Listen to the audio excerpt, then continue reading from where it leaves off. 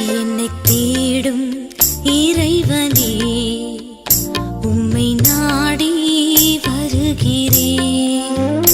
என்னை தேடும் இறைவனே, உம்மை நாடி வருகிறேன். இன்றைய தியானத்தின் தலைப்பு சத்தியம். வாசிக்க வேண்டிய திருமறை பகுதி யோவான் 14ஆம் அதிகாரம் வசனங்கள் 1 முதல் 17 வரை. சத்தியம். நானே வழியும் சத்தியமும் ஜீவனுமாயிருக்கிறேன். யோவான் 14:6. சத்தியம் என்பது மெய் அல்லது உண்மை என்று பொருள்படும். திருமறையிலே சத்தியம் என்பது பன்முகம் கொண்ட ஒரு வைரக்கல்லை போல பல பொருள்களில் மிக உயர்ந்த ஒரு சொல்லாக பயன்படுத்தப்பட்டுள்ளது. 1.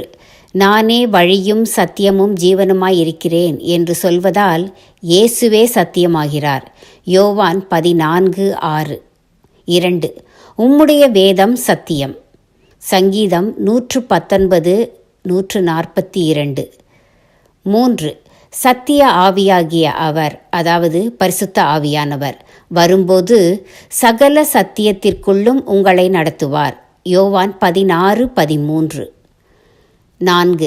நீங்களும் உங்கள் இரட்சிப்பின் சுவிசேஷமாகிய சத்திய வசனத்தை கேட்டு விசுவாசிகளான போது முத்திரை போடப்பட்டீர்கள். எபேசியர் 1:13. எனவே சத்தியம் என்பது இயேசு கிறிஸ்துவையும் பரிசுத்த ஆவியையும் வேதத்தையும் இரட்சிப்பின் சுவிசேஷத்தையும் குறிக்கின்றது. 1. இயேசுவே சத்தியம். இயேசு நானே சத்தியம் என்று சாட்சி கொடுப்பதோடு கூட யோவான் நற்செய்தி நூலின் தொடக்கத்தில் அவர் கிருபையினாலும் சத்தியத்தினாலும் நிறைந்தவராய் நமக்குள்ளே வாசம் பண்ணினார் என்று சொல்லப்பட்டிருப்பதால் இயேசுவே சத்தியமாகிறார், சத்தியத்தால் நிறைந்திருக்கிறார். 2. சத்திய ஆவியாகிய பரிசுத்த ஆவியானவர்.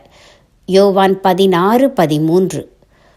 குமாரனை சத்தியம் என்று கூறியது போலவே பரிசுத்த ஆவியானவரையும் சத்திய ஆவி என்று வேதம் கூறுகிறது. இந்த சத்திய ஆவியானவர் நம்மை சகல சத்தியத்திற்குள்ளும் நடத்துவார். யோவான் 16:13. சத்தியமாகிய இயேசுவை ஏற்றுக்கொண்டு சத்திய ஆவியானவரால் நிரப்பப்படும் ஒருவன் தன் சொல், செயல், ஆவி, ஆத்மா யாவற்றிலும் சத்தியமுள்ளவனாயிருக்கிறான். சத்திய ஆவி இன்னதென்றும் வஞ்சக ஆவி இன்னதென்றும் பகுத்தறிய கற்றுக்கொள்கிறான். சத்திய வழியிலே நடக்கத் தொடங்குகிறான். அவன் நாவில் சத்தியம் மட்டுமே உச்சரிக்கப்படுகிறது. சத்தியமாகிய இயேசுவையும் இயேசு காட்டிய வழியையும் மற்றவர்களுக்கும் சொல்கிறான். சத்தியமாகிய இயேசுவே வாழ்வின் சத்துவம். சத்தியமாகிய இயேசுவே வாழ்வின் சத்துவம். தீர்மானம்: சத்தியத்தை ஏற்றுக்கொள்வேன், சத்தியத்தை பின்பற்றுவேன்.